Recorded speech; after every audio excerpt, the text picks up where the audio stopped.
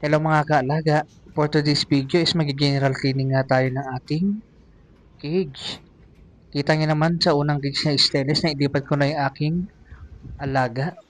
Dahil nga itong cage na lumang ito is lilinisin natin. Dahil nga meron tayong mga nganak na dog na kabuuan na ngayon. So kailangan natin to general cleaning. Ayan guys, tignan nyo naman kung gaano kadumi yan guys ha. Inangat ko na nga lahat yung plastic matting na yan guys. Ayan na nga, isprayan ko na siya. Di laking tulong nga pala nitong aking ginagamit na portable pressure washer. Dahil nga sa ilang minuto lang malilinis ko na kaagad yung mga dumi-dumi. Laking tulong talaga sa akin itong aking portable pressure washer. Dahil ngayong oras sa paglilinis ko, minuto na lang. Hindi na ako nagtatagal. At pwede ko pang magawa yung mga gusto kong gawin. Dahil nga mabilis na lang ako maglilinis. Kita nyo naman yan, no? Mga kaalaga. Linis na linis, pati yung sa gilid natin.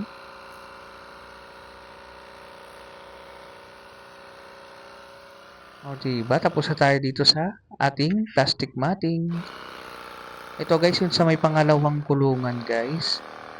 Kinuha ko na rin yan. Sinabay ko na rin sa paglinis. Dahil nga mahirap maglinis guys dahil wala akong bakanting cage.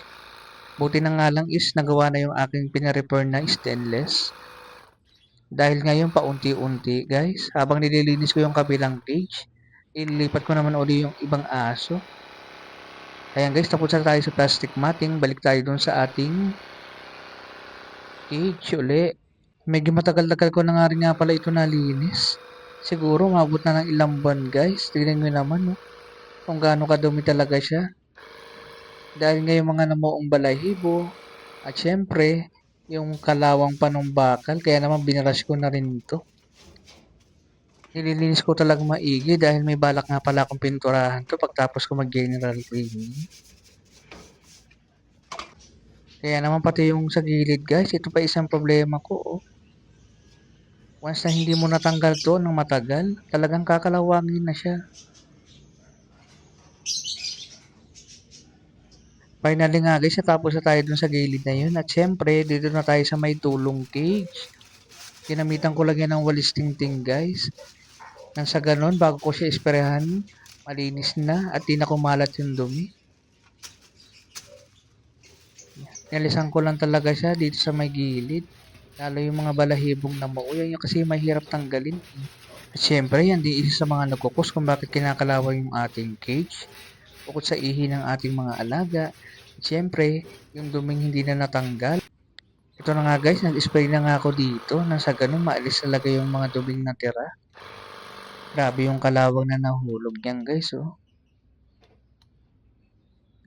Yun nga lang guys, nalobat ang ating portable pressure washer. Kaya nga binarush ko na lang itong nasa gilid na natira. Puti na nga lang at patapos na tayo dito. Kailangan kasi natin na malinis guys bago natin pinturahan. Ito nga mga kaalaga, halos patapos na nga tayo gan. Bali babarsing lang natin yung flooring, gawa nga ito yung mga hindi nalilinis na part ng kulungan natin. Alisin lang natin yung duming natira at syempre yung lumot dito sa sahig.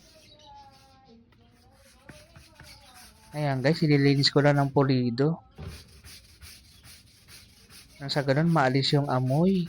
At syempre yung dumi ng ating sahig. Finally nga mga kaalaga, tapos na tayo maglinis. Ang aantay na lang natin is patayuin natin yung cage natin. Then, mga ilang oras pwede na tayo magpintura. Kaya naman, thank you for watching.